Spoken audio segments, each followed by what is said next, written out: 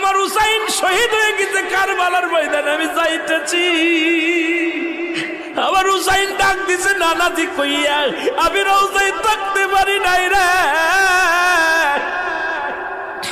আমি হুসাইনের দেখার জন্য নবীজি রওজা থেকে উঠা গেছি। আলেমরা সর। ইবনে আব্বাস বলে আমি স্বপ্নের মধ্যে দেখেছিলাম আমার রাসূল ডাক দে বলে, মক্কা মদিনার মানুষেরা রে আর ঘুমাস না, আর তোরা ঘরের মধ্যে থাকিস না। আমি নবী রওজায় ঘুমাইতে পারি নাই, কান্না সহ্য করতে পারি নাই। ওদিন আমিও ফাতেমার নদীও না আমি সহ্য করতে পারি। আমার হুসাইন যখন ডাক দিয়েছিল না নাজি ইয়া মুহাম্মাদ